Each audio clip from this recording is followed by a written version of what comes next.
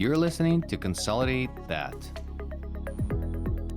All right, well, let's get going. So hi, everybody. Very excited to see everybody on the podcast. We seem to have over 200 subscribers. So thank you guys for joining us today. We're going to talk about an interesting topic. We're going to talk about veterinary consolidation outlook, pushing beyond your current plateau. That's sort of the topic that we have. And I'm very excited to introduce our two very prominent speakers. So we have John Volk. He's a senior consultant at Brakke Consulting, the largest consulting firm serving the global animal health, veterinary, and pet care markets.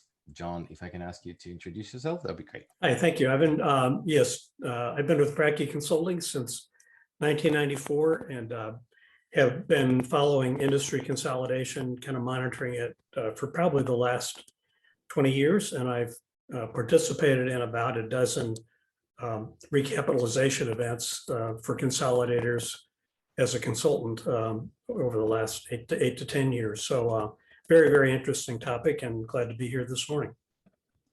Thank you for joining us. And we have Dr. Kurt Phillips. He's a founder and CEO of Cityway Animal Clinics. It's a network of 5 veterinary practices in downtown Indianapolis. Kurt, if I can ask you to give a couple words about yourself. Yeah, thanks for having me, Ivan. Kurt Phillips, Cityway Animal Clinics in Indianapolis, Indiana. Graduated from Purdue University School of Veterinary Medicine in 1996 and was fortunate enough to be able to purchase my first practice, the practice I was an associate at, in 1999 to early 2000. So a young entrepreneur at 29 and a half years of age who didn't know much and was thrust into the entrepreneurship of business ownership, of veterinary business ownership, and have just really enjoyed the ride ever since. Excellent. Thank you for that introduction. And today we're going to discuss what's going on in the veterinary consolidation space and what is the future of it. Obviously, a very important topic, and sort of the market is frothy. The multiples are high. This is happening for the past, 2 decades in our domain. And it's interesting to see the outlook of the specialists on what's going to happen in the future and what may influence the industry. We usually don't do any formal presentations, but today we're lucky to have John, and he agreed to share some of the key findings from Brakke. So John, the floor is yours. I'm going to share your slides, and please tell me when to move forward with them. So let me just share the screen here. Happy to do that. Yeah, you can, this title slide, you can go to the next one. Thanks. So I think a little history is good for perspective. VCA, Veterinary Centers of America, was established in 1986 and really started the consolidation of veterinary practices. It deployed a technique that was used in many other industries, that is rolling up small locally owned businesses.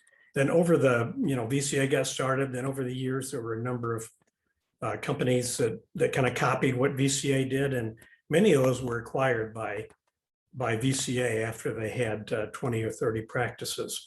One of the things I find interesting is during much of the 90s and early 2000s, the percentages of practices owned by consolidators was pretty steady at about 5 to 6%. The reason for that was that even though consolidators were buying practices, the number of practices in the industry was growing. So when VCA started, there were about 16,000 small animal clinics, and now there are roughly 30,000. So the size of the industry has doubled. It was really following the Great Recession when the financial community saw that there was a great deal of resilience in the veterinary field, the animal health field in general, that investment in consolidation really took off. So you can see here, shows the trend. So 10 years ago, there were about 24,000 practices, about 6% were owned by consolidators. And today we're up to about 30,000 practices and about 20% of those. So while the number of practices has grown, the penetration of consolidation has outpaced that. So 2020 was a banner year for consolidation. We calculate that about 1,000 practices in the US were acquired by consolidators. Certainly, like everything else in the US, things shut down in March and April as we came to grips with the COVID pandemic. But then starting in late April, early May, things really started ramping up. And fourth quarter consolidation activity was just intense. We think it's possible that consolidator purchases even overtook independent transactions for the first time last year. And if we look at the current status, about 70% of specialty practices are owned by consolidators and more than 20% of general practices. What's interesting, though, is that because consolidators tend to acquire the larger practices, the share of pet care done by consolidators, we estimate, is now in the neighborhood of 35 to 40% of total pet care. So why was activity so intense in 2020? I think there are a number of reasons. One is that 2020 was a banner year for many practices. Their income was up, which meant that their value was up. Many practices had revenues 20% or more over 2019. There's also a lot of demand. So the low interest rates made money cheap for the private equity firms that finance consolidation. And we now have about 50 or more consolidators that are competing for practices when they become available. I think another very important thing is that practices are much more widely shopped than they used to be. It was not uncommon a few years ago when a practice came up for sale that there might be 4 or 5 prospective buyers, maybe a couple of associates or neighboring veterinarian, plus maybe 1 or 2 consolidators. But now we know that when the bigger practices go on the market, they're often shopped to 30 to 50 consolidators, which has led to values really going up. So the value of good general practices have increased to 8 to 10 times EBITDA, up from 7 to 8 times just a year or so ago. And specialty practices have really ramped up in value to about 12 to 15 times EBITDA, up from about 10 to 12. And we've even heard of values well beyond that. And then there are a couple of environmental factors that we think are contributing to consolidation. One is that with these high valuations, we think a lot of owners want to make sure that they get in on it before maybe it slows down. So there's kind of a fear of missing out type thing where they want to go ahead and sell when the selling's good. And then with the election last November, people anticipating that if there was a change in administration, there may be a change in tax law. So wanting to get in on the most favorable tax environment that they could. So we think all those really contributing to a banner year for consolidation last year. That makes sense, and quite the statistics there. And it looks like the multiples are not gonna, go down in the near future. But with that degree of opportunity that everybody's exploiting right now with 50, I heard, by our statistics at BIS, we counted, I think, 69 consolidators right now. So there's quite a few, and they're appearing every day, and that doesn't look like it's very sustainable. Especially the strategy of arbitrage only, because there's 2 main sort of theses of consolidation. One is, buy many practices at certain multiple and then sell them at a bigger multiple without too much of operational improvements. So it looks like with this saturation of the market, there might be it might be tough to just play with that, just with arbitrage, and some operational changes will be required for new consolidators that appear. But I have a question with that, for Kurt. So you are, you're obviously growing organically as a operator, and you mentioned before you're not planning to sell in the near future. So what are those benefits, and what's your sort of general attitude towards the consolidation, or versus growing organically versus building your own empire, if you will? Sure.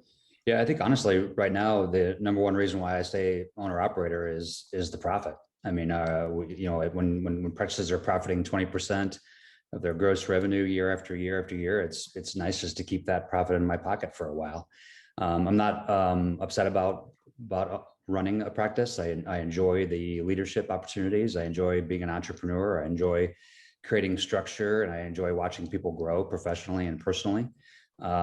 So at this point in my life, I'm really happy with where I am, based on the fact that I'm totally in charge of my own culture at my practices. I'm totally in charge of every day-to-day decision I have a great leadership team that helps me make all those decisions, and we're able to make them organically, as you said, also locally, so we run all of our all of our decisions through our paradigms of our values and our vision and our planning. And we get to make those decisions on our own with a group of people that I completely trust. So profit keeps me, leadership allows me to be happy. And, if I'm going to sell in the future, it's going to have to be to the right company that allows me to use my strengths where they were needed, or I'm going to have a different plan in my life. And I'm only 52. So I guess my age is the third category that keeps me plugging along. Excellent. With the competition where it is right now, we heard of the numbers that each practice is nurtured as a lead, if you will, by 40 to 50 brokers today. So it's it's a pretty tremendous inflow of calls in the hospital and how they manage them.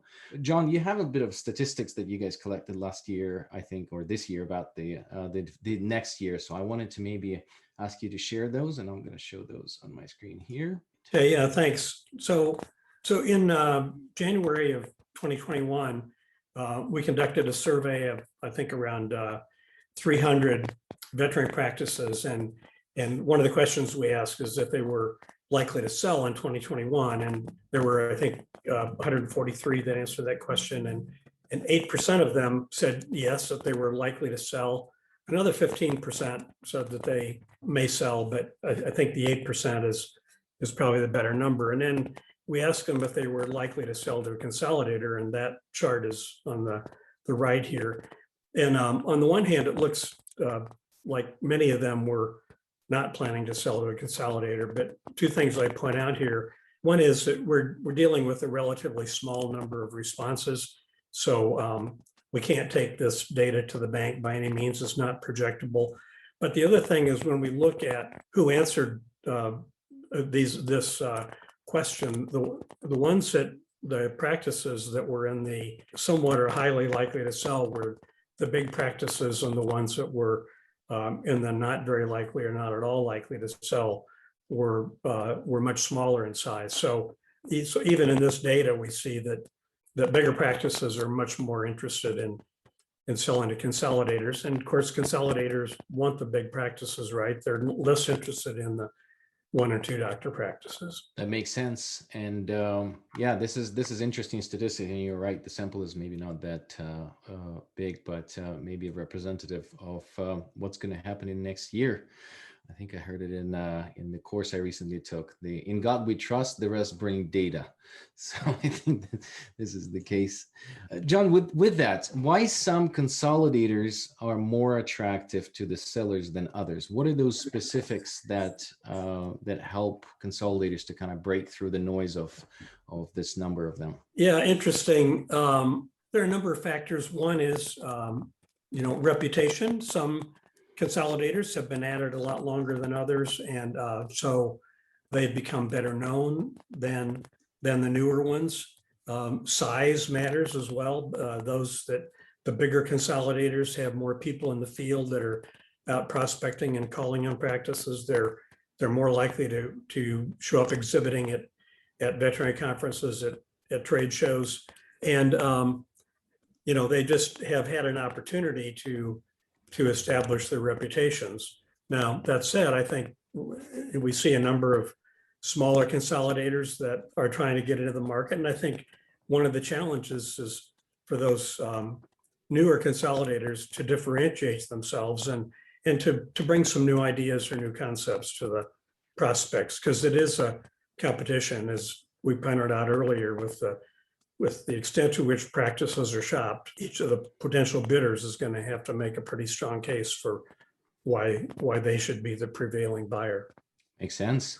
And with that, we heard some feedback, from the practices that's being acquired or have been acquired, is that sometimes there's sort of a negative tone towards consolidators that are not owned by previous operators or veterinarians as the background.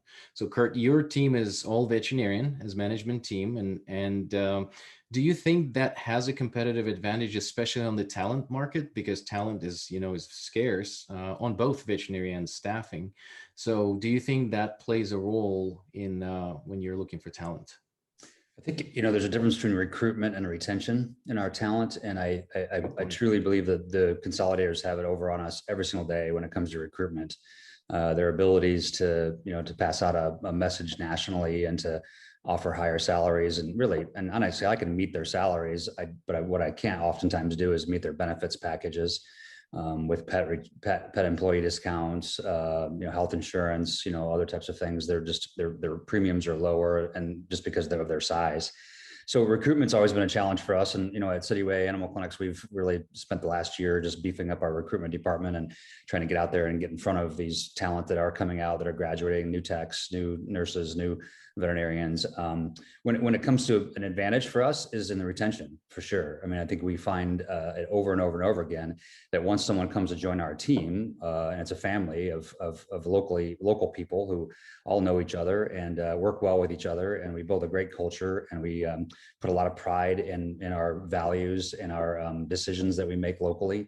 That's where I think we find an advantage is of keeping people. I talk to people every day who've been working at a large corporation practice, and they're thinking about making a move because they just don't get the support that they need from their regional managers. They don't get the salaries there, the benefits are there, but the happiness maybe isn't there. And so we just try to tell them all the time, think about joining a smaller team, someone who you have access to. Not every single day, but they can call me, they can talk to me, they can text me. We can get answers to them pretty quickly. And that is definitely an advantage for us. 100%. I love your differentiation. We just had another webinar that we did at another conference. We were talking about the happiness of veterinarians and why they're leaving the profession. And first reason is work-life balance. And the second one is culture. It's not the pay. The pay is number 3. So that's really important. And it seems like it's kind of coming up to the surface in your organization as well. Let's talk a little bit about the future. John, a couple years ago, you did a presentation which you titled Veterinary Practice Consolidation, a Bubble or Long-Term Trend. So I would like to share the slide on this that you gave us and maybe talk a little bit about that. Yeah, so thank you. We think that within a year or two, corporations will, on general practices, will go over that 25% of total practice level. And when they get there, they're probably going to be doing about 50% of pet care. One of the questions, again, we've worked on a number of recapitalizations. And one of the questions that always comes up is how much runway is left? And certainly we need to think of the market as being dynamic. The number of practices does increase, and the number of 3 and 4 doctor practices does increase each year. But certainly, typically about half of all practices have been 1 or 2 doctor. They're just not ideal for consolidation. There's a high degree of risk for consolidators. So they're going to pick from those, the 50% of the practices that are larger than that. And the fact that the runway is getting shorter, I think, is indicated by the fact that now we see consolidators buying consolidators, right? So there are a number of the smaller consolidators have been acquired by bigger consolidators, and with a large number of consolidators out there, I think that's going to be a very significant trend. At the same time, we think there's a bright future for independent practitioners. Like Kurt said, we think that locally owned practices, entrepreneurial veterinarians can do very, very well. And when I speak at veterinary conferences, I encourage associates interested in owning to look at those 1 or 2 doctor practices, because those are, if they're in a good market, they can build on those and have a very, very comfortable living. So we think that consolidation is going to continue with some shift towards just shrinking the number of total consolidators, and but still a good opportunity for independent veterinarians. That's great. And so maybe a follow-up question to that. What we see in the UK right now, there's a total sort of frenzy in what happened in, last 4 or 5 years. I remember I went to one conference, the London Vet Show, and it was 40% corporate, 60% independent. And then I went to the next one, it was the other way around. It was 60% corporate and then 40% private. So do you think that sort of, can we compare those 2 geographies and kind of plot our, plateau when we get to it? north of 60 plus percent? Yeah, I think the UK and Australia is another market that is consolidating very, very, very rapidly. And one thing to keep in mind is these are countries which with a much smaller number of veterinary practices. I'd say that I can certainly envision a time in the not too many years in the future where consolidators may be doing 60% of the total pet care, getting up to 60% of total practices, which means that they'd probably be doing 85% or more of the pet care.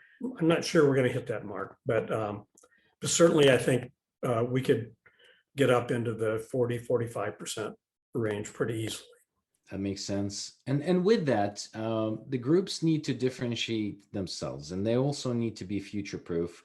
I mean, I love the fact that veterinary medicine survived COVID and proven to be immune to this virus, and that's why we have so many pets, and then the industry is growing.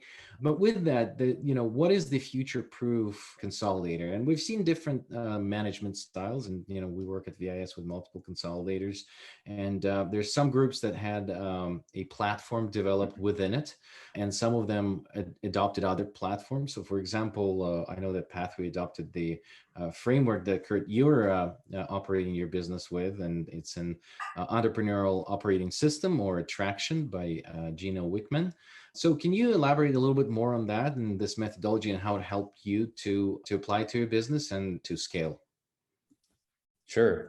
I had a practice, my first practice that I purchased, I ran it just willy-nilly. Didn't really have a goals or a plan. And, at the end of every month, there was money left in the bank. And so everything was copacetic, and we were growing every year, 12 to 17%, and was proud of that, proud of where I was practicing, proud of my patient care, proud of all the things, except for just the way I was running my businesses. So when I started my companies in the downtown market of Indianapolis, Indiana, I made a solid, idea to change how I was running my companies. And about 2.5 to 3 years ago, we instituted the Entrepreneur Operating System, which, as you said, is a book called Traction by Gino Wickman, wherein he outlines an entire system of how to run any business, from manufacturing to advertising to accounting to veterinary medicine. And I think that, unfortunately, our industry is always a little bit conservative in terms of jumping in on new methodologies. And this is essentially a culmination of a lot of different methodologies and a lot of different books. Gino did a great job of putting an abridged version together of everything, and then giving you a very specific system in which to utilize it. So, the system helps you set visions, your values, your goals. It helps you create accountability within your organization. It helps you create organization within your organization, because, let's be frank, many organizations aren't very organized. It helps you to analyze the data on a regular basis. It helps you create to-dos for all of your team members, things for them to be working on a regular basis. It helps you bring your 10-year plan down into a 3-year goal, into a 1-year picture, and then into 30-day rocks. And the rocks are essentially goals that each person on your team is working towards, and the accountability comes into play there. So as they're working on a major goal, everybody's helping them, everybody's keeping them accountable, everybody's saying, hey, are you going to finish this goal by June 30th or not? Where are we with this? And then it also helps set processes. At Cityway, we call it the Cityway way. And it's just the way in which we do everything, from how do we set up to analyze a urine sample in our clinics, to how do we greet a patient and a client coming in the door, to how do we do end of life discussions. And so although it's not corporatized to the point where everybody has to play by every single rule the same way, it's a scenario in which we are all working towards a common goal. And as the owner, as a CEO, as the founder of this company, that's my number one thing, is just I want to build a team that's all working towards a final goal. And the Entrepreneur Operating System is the only methodology in my business career so far that has allowed me to be fully successful at that.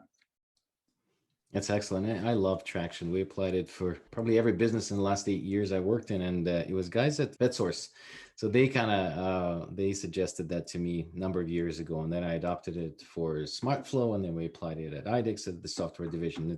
I think it's excellent. And that's why we chose it at the core of Consolidator Operating Framework, that we created for consolidators. It's sort of like we try to create a cookbook for consolidation. So that's, if anybody's interested, just you can visit vetintegrations.com to get familiar with it. And it's not, there's no silver bullet for everything, but it's sort of a guide that may help you to think that, oh, I didn't think about that. But with that, any methodology is really created to outline the processes, make them scalable, and then set the goals and achieve them. So just like you described, Kurt. But with the scarcity of veterinarians and with the abundance of the pets, we're really reaching that point where the demand is much higher than supply, and that's really our danger sort of in the profession.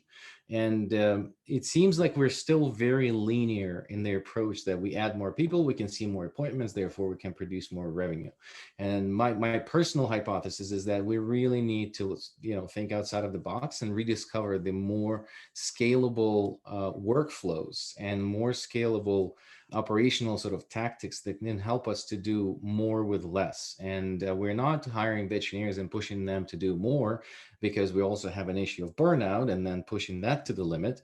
And it's really about discovering new sort of processes and new workflows and new, maybe new revenue elements. So John, do you see any trends in that direction, how to do more with less in our industry? Yes, so I think, the industry has struggled with a pretty inefficient business model for a long time, and has not worked as hard as other medical professions to figure out more efficient workflows.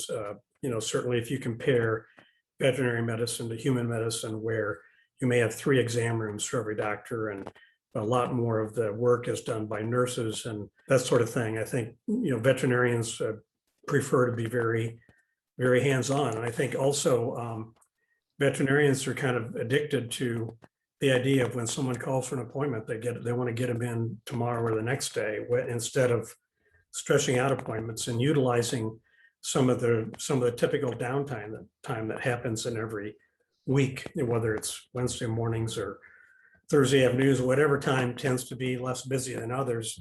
I think if veterinarians can get in the habit of scheduling appointments, routine exams, annual exams, 2 and 3 weeks out instead of tomorrow, I think that will help workload out a lot. I think another thing is that, what I hear from young veterinarians is that they don't feel that their needs are as accommodated in many practices. If the practice has 20-minute appointments, somebody that's just a year out of school or less maybe needs 30 minutes per appointment. So I think, considering the needs of individual practitioners, how they manage their time and what kind of support they have, I think those things are also very important. Yeah, that makes complete sense. And so, Kurt, in your experience, same sort of question. How do we deal with the shortage of vets now? I know it's hard to hire, and you mentioned there's some, there's different ways to attract and retain. But are there ways to scale the processes so you kind of do more with less human capital? I used to think that, I used to be a big follower of, Dr. Ernie Ward a long time ago talked about how you mobilize your staff and how you alternate your schedule on 20-minute blocks. And so the doctors do diagnosis, prescribe, and do surgery, and that's it.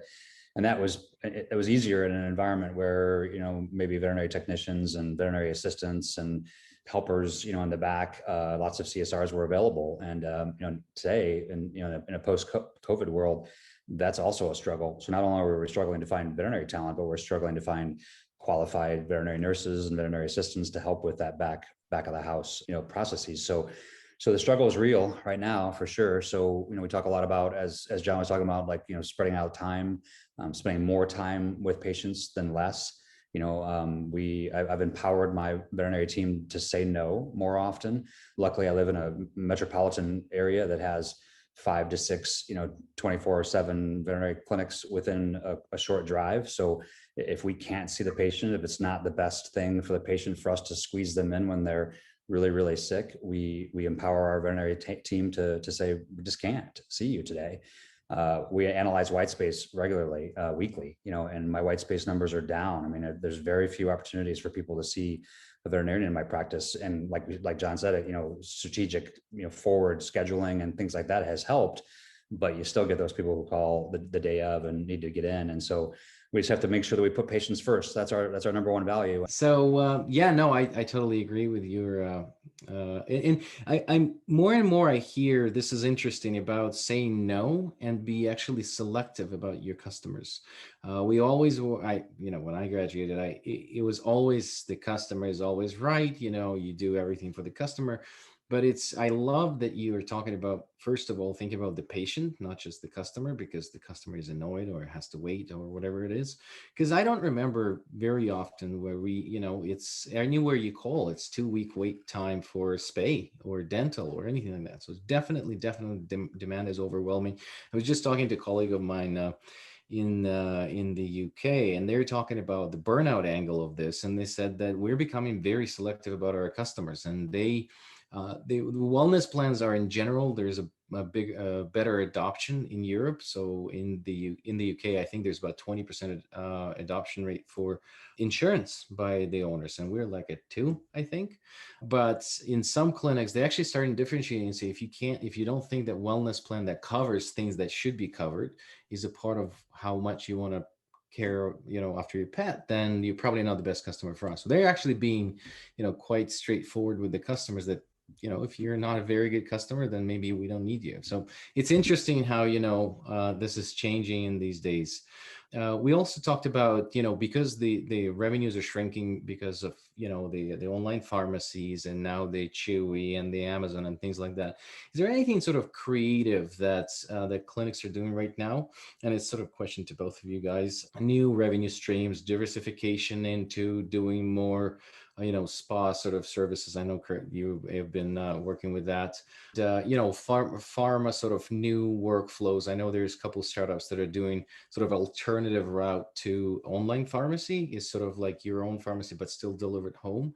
So are there new sort of revenue diversification, for the better word, that you guys can comment on, either John or Kurt? We have a spa, as you said. It's not profitable. It's not a profit generator for us. It's not a loser, but it stays pretty stable. We do it because we offer more services to our clients in the downtown area. We like to keep our people close and in the family. And so when they start seeking that elsewhere, we just feel like we might have some lost opportunities there. Our bigger push has been in professional services away from pharmaceuticals. We've grabbed completely the bull by the horns when it comes to online pharmacies through utilizing VetSource and script sharing. Anything that we talk about, we just automatically send the client a prescription for that, and that has helped our revenues go up. And as far as that goes, but without all the work, I think a practice that's too heavily loaded on pharmaceutical sales is also at a risk, and consolidators aren't super excited about them because that revenue stream can go away any minute now. That's why we're talking about ProHeart 6, ProHeart 12, the products that Convenia injections that are only delivered by veterinarians. So that's what the people are paying us for, which is our professional opinion and the services that we can provide to them. So that's where we've focused most of our efforts on. And although I have a spa, it's just kind of a fun thing for us, honestly. Yeah. So certainly in our data, we've seen the growth of the home delivery market and online ordering for veterinarians. And now I think we're seeing like 70% of practices have that service, and they're working through companies like VetSource, as Kurt mentioned, or Covetrus, or My Vet Store. I think there's a couple of other ones that are smaller. I live in downtown Chicago, and one of the things I see is veterinary practices offering ancillary services. So there is one practice, I see their van go by where they offer pickup and delivery of pets for either appointments or for their kennel, their daycare. We also, see on-site grooming vans where vans will go to the home and give the pet a shampoo, do the grooming on the pet owner's site. And then there's some in-home services where when you get into highly densely populated neighborhoods where there may be hundreds of pet owners in a high-rise building, we see some veterinarians offering their in-home services there. So those are ways that veterinarians are expanding their footprint. And I also remember talking to a veterinarian in Dallas, Texas. This was probably about 3 years ago, but they got into the vaccine service business where they go to an HEB grocery store or whatever and set up on a Saturday. And they weren't using it as a competition with their regular practice. They were using it to identify pet owners that didn't have a regular veterinary practice. And so they were, doing a preliminary exam on a pet and using that to bring pets into the practice. And I'm not sure how many practices these days are looking for new ways of generating business, but certainly those things can. Makes sense. There are a couple questions from the audience that I thought were interesting and a good conversation to have. So one of them, and I think there's a couple people asked, what can consolidators do to make vets want to work for them? So veterinarians that are selling to the consolidators, or you're saying once they are consolidated, how can they recruit other veterinarians? I think it's more of the latter. Yeah. Just how do they recruit so people want to work for them more? Well, I know how they're recruiting now. Like I said earlier, they're offering higher salaries and they're giving better benefits. I think that what they need to do is to work on mentorship and leadership growth potential for their people, and also identifying, during the interview process, if that's something that the candidate wants or desires. I'm going to go a little off topic here, but I think that where I'm frustrated is I don't know that we're looking for those types of candidates when we're matriculating them from undergrad to veterinary school now.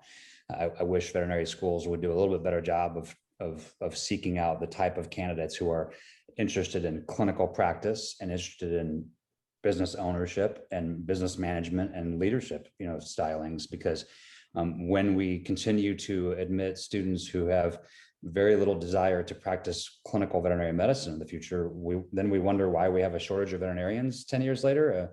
I feel like that rides on the veterinary schools. So consolidators could do the same. I know that's one of the things, we put every one of our new graduates, any new hire through a mentorship program. The support staff does their own version, the CSRs do their own version, and the veterinarians have their own version. And we talk a lot about professional growth and leadership and mentorship and how to communicate. So that's what we're doing. I think that the consolidators could mimic what I do a little bit better, perhaps. Yeah, I think it depends. I agree with Kurt. I think it depends on the consolidator to some extent. Some of them, I think, do a very, very good job of operations, even some of the very, very large ones.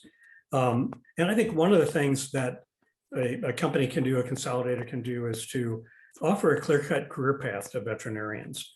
When you have an organization that covers multiple locations and has a corporate infrastructure, those veterinarians that seek to go into management someday can, if there's a career path opportunity, they can mentor them, and towards that, and many consolidators now are offering ownership opportunities where veterinarians can have ownership either in the company as a whole or in the particular location where they practice. So I do think there are a number of tools that consolidators and any practice can use, as Kurt said, to make sure that they're a really productive, welcoming, and growth work environment for veterinarians and staff, for that matter. I think one of the soft underbellies of practice is that we haven't offered career paths to non-veterinarians, so it's hard for them to see once they start as high school kids how they could possibly work there when they're 30 years old, right? Because how can they survive on the kind of salaries? And I think that some practices have done a better job of that. Yeah, no, absolutely. I agree with both of you guys. We just yesterday had a pretty advanced conversation about this. As if you look at our profession, technicians are not going beyond sort of 30 years old. So that means that our profession cannot offer enough pay for people for adult life. You can't sustain, with the technician salary. So definitely, probably compensated better our staff technicians that do most of the work, in my opinion.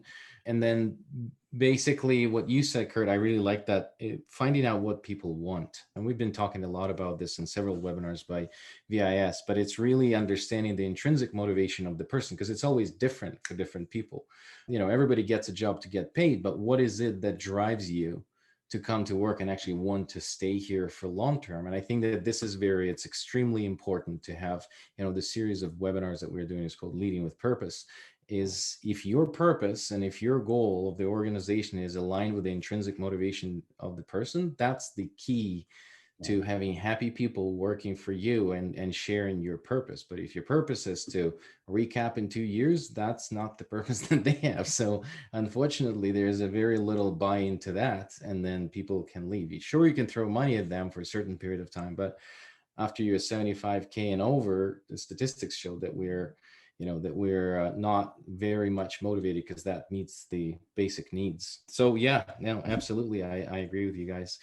There's another interesting question here, a slightly different angle on this sort of lab services. So the question is from Rachel. I've seen a lot of practices underutilize their laboratory services. Are consolidators considering leveraging the lab? I think that, many consolidators focus on standards of care, and they tend to be pretty good customers for some of the diagnostic companies. Yeah, I mean, I think, diagnostics are one of the services that clients have a hard time saying no to, because you can present a pretty good rationale for why this pet needs blood work. And particularly, all the things that a lot of veterinarians were taught in school, but maybe didn't practice, like pre-anesthesia blood work, even for young pets and that sort of thing. So I think that, leveraging that is a very important revenue source. And I think when I looked at, data from some of the consolidators, some of them do a pretty good job of leveraging diagnostics, and not just blood work and urinalysis and those things, but also radiology. I think a lot of that comes back to just, are they measuring their work? Do you have someone on your team, on the leadership team, who's looking at data and deciding that, hey, it seems like we're doing the right amount of diagnostics. It seems like we're doing enough blood work. It seems like we're taking enough x-rays, doing enough ultrasounds. But when you start to look at the actual data, you'll see that your profit or your margins, as far as like the as compared to gross revenue, perhaps maybe your radiology is down in the 2 or 3% category, and it should really be 4 to 6% of your gross revenue. And when you identify that, it's a simple fix. Either you're not charging enough for your x-rays or your ultrasounds, or you're not doing enough of them. And if you take that opportunity to look at that data and have a healthy discussion with your doctoral staff, all in one, is my suggestion. Meet regularly. Our doctors have a monthly meeting where they can share their ideas, and there's a little bit of data crunching that happens there. Say, hey guys, it appears that at one of our practices we're not doing enough radiology. Is that because you don't like the machine? Is that because the caseload? Is that because what is it? Because as compared to another one that's it's 2 miles away, it's quite vastly different numbers. And so that's been helpful to us. And those are things I didn't do in the first 10 years of owning a practice. It was just like, whatever came across on the appointment schedule, we just did it, and that was it. But we didn't actually plan for things. So, yeah, I cannot agree more. I think that what we're seeing more and more in consolidation is that the data that they're looking at, for the most part, stays at the corporate level. yeah. And I've been always surprised how the organization that measures their productivity based on a certain metrics doesn't provide those metrics to people that generate those metrics. So essentially, you're getting them once a quarter with a month delay because of our data that it is in the veterinary domain. And then after that, you're presenting it to people post factum, and then they just can't, care about that. So, one of the things that we're doing at the IS, we have this product that we're about to launch that actually serves the right data to right people at the right time. You can always look in your pocket in your phone and see, okay, what are those metrics that we all agreed as an organization that we're going to follow? And it's not necessarily that you have to tie the compensation to the metrics, but productivity and do you fit into our team? I think it's very important, because I love that you compared your team to family. I like that. I like to refer to the team as well as the team like a sports team, because we love everybody. But if you don't play to the certain level, then that you don't fit in our team. And I think that that's very important. A lot of operators, though, they're shy to serve metrics to veterinarians. Some veterinarians don't like to see metrics, but it's usually those that are not performing well. So maybe it is the people that you need to, to inform about that. And remembering that veterinary medicine is, it is a form of art. I love, the emergency and everything else, but it does generate revenue, and it feeds the people that are on the team, and it generates for the company overall. So I think I think that's very important to have the right data in the right hands. And back to the lab, I think I love the comment. I want to quote, I don't know if John Ayers stole it from someone who came out with it, but I had a pleasure working with John Ayers when he was the CEO of IDEX in my year at IDEX. And I remember one thing that he kept saying about blood work, and I thought it was phenomenal, that lab work gives the sort of the ability to the pet to talk to their owners. You're interpreting what's going on with them. And I thought that was brilliant, especially for IDEX, because they're 95% of business is lab work, but that's true. You know, if you don't know, your dog can tell you that it's slightly uncomfortable somewhere. But if you take the blood work and you have quite sensitive tests that can detect early kidney disease, liver disease, and, you know, everything else, then you're really kind of monitoring your pet to a different level. And back to sort of wellness plans, if that's very well articulated to the owners, and then that wellness plan includes the annual lab work, I think that closes the loop on, you know, on the care of pets that we're expecting from our owners and everything else. So yeah, I really like that from John Ayers. So Yeah, I agree with that. I'd like to circle back just briefly on something Kurt said. That's the data sharing. I think that, you know, I've worked in the business for a long, long time, and I've seen a lot of companies. And to me, one of the things that really differentiates companies is how much information they give their employees. And most of the really good, well-managed companies that I've worked with are companies that they tell their employees everything. I mean, they just are very open about how the business is doing, how they're measuring their progress. And it's not always about revenue. I mean, it can be, you know, how they measure up on employee benefits, or, you know, what their policies are and how those generate data. You know, the number of days lost to illness or sickness, those kinds of things. And I think the more information that employees have about the operation of the business down at the practice level, the more they can see themselves in the practice and how they impact those numbers. Absolutely, I agree with that. There's another question here on, I think it's a very good one. What do ownership opportunities look like for recent veterinary graduates, given the consolidation trend in the veterinary medicine? I tell people every day that when I recruit is that you have the opportunity to be a part of this company going forward. But I have a very, very clear 10-year plan that I've placed in place mainly for myself and for my family, of retirement and leaving this company and getting paid for what I've built. And I tell them, you know, with the right group of people, and as we talked about earlier, they don't have to all be veterinarians. You know, you can structure it in such a way that non-veterinary professionals can have a piece of the pie. And I think we should be heralding that, you know, more often. I have a chief operating officer who's been with me for, you know, upwards of 9 years. He started as a kennel kid, you know, 11 years ago. And now he's my second in command, and he's extremely valuable to me, and he's very important to our company. And I hope and pray that someday he'll have a bigger piece of the pie than he has right now. That's something that we as private owners can offer, comparative to going to work for VCA or Banfield tomorrow. You're never going to be a leader or an owner there. And if you think you are, it's not going to happen. So maybe I misspoke about the Banfield opportunity. It does have some ownership opportunities, but you're not going to be an owner of VCA. That's where we are. That's how we recruit. That's how we stand apart. You know, for sure, is encouraging entrepreneurship. And if you have good books, if we're profiting as well as we're profiting, you know, banks will loan the money to the people who need it, for sure. Yeah. John, do you have a comment on that? I think there are excellent ownership opportunities for veterinarians, and you know, of all the professional categories, veterinarians have among the lowest risk for lenders. So getting money to buy or start a practice is not that challenging. I sometimes humorously say that if you have a DVM degree and can fog a mirror, you can get a loan for a practice. And that's good. Yeah. And but I think again, they're just excellent. And when I speak at conferences, I encourage young veterinarians to seek ownership, because overall owners make more than associates. And with levels of student debt that people have coming out of vet school, you know, they can pay off that debt faster if they're getting owner money versus associate money. And I think that one of the things that's differentiating some of the consolidators is that they're providing ownership opportunities some of their associates, and that is differentiating them from those that don't have any mechanism for that.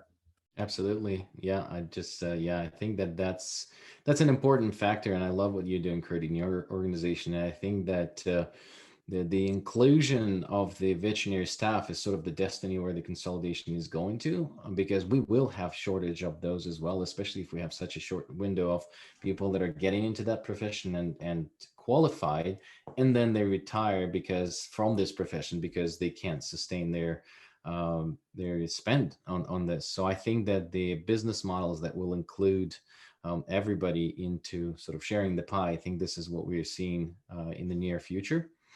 And so we have another question on, so if something, and I think, John, maybe that's to you or for both of you guys. So rapid consolidation, and then this is, frothy environment, the multiples are high. If something can slow down the consolidation of clinics, what is it? Well, there's two things, I think. One is that all the good clinics that want to sell will have been acquired, right? And not all of them are going to want to sell. So a lot of people like Kurt are going to want to remain independent for a long time. So we don't have an infinite number of practices. The other thing that we've been blessed with having really good private equity partners in consolidating veterinary practices. We have not had any implosions, and at least any sizable. And some industries have gone through that, where a private equity firm comes in, loads a newly acquired company with a lot of debt, and then drives it into the ground and takes a lot of money in fees and that sort of thing. And I think, given the nature of veterinarians and their sensitivity towards debt repayment and so forth, if we had an implosion of a major consolidator because of poor private equity practices, I think that would really almost stop the desire of veterinarians to sell to a private equity backed company. But again, I haven't seen that happen. Again, I've worked with many of the private equity companies, and they're really good managers. And I don't expect that to happen, but if it did, I think that would have a big impact on the profession. Thank you. Kurt, do you have any? I go back to my earlier discussion about veterinary schools need to do better. We are graduating graduates every single year who don't even know what they want to do. We're forcing them into scenarios. Well, the veterinary schools are highly suggesting scenarios that aren't really ripe for fighting consolidators. We're not encouraging business ownership. We're not encouraging business management courses. We're not teaching them anything about business at all. And I hear over and over again that we're telling I say the profession, and I'm specifically talking about the veterinary school administrators and people who are telling this, who have access to the students, are telling them, you have to find a job that has a commission-based salary, and I don't believe that's the truth. And I don't think that we should be forcing every single kid who wants to practice in clinical practice to be a specialist either. We need general practitioners and we need owners.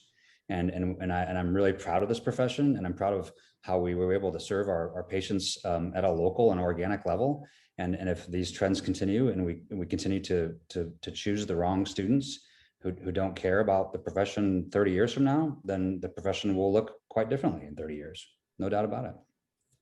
Absolutely. Yeah, no, I agree with that. The quality of the students that we have, both from business perspective as well as the professional skills, I think it's sort of, it's changing to say the least. And especially on like skills like surgery, that's been a big challenge, I think, that we're graduating veterinarians that are not zero surgery. Yeah, absolutely. And I think it's also related to sort of the generation. I've been talking about this in some other webinars, and I think that sort of the majority of veterinarians right now are in sort of that millennial time frame, and they just care more about work-life balance, and there's different ethics to work, I think, that they're valuing. So, well, with that, I want to thank you, gentlemen, for participation. That's been great. Thank you for your time, and thank you for your expertise added to this webinar. You bet. Thanks very much. Thank you so much for listening to Consolidate That. If you want to hear our new episodes, please find us on any podcast platform. Also, you can learn more about us on our website at vetintegrations.com.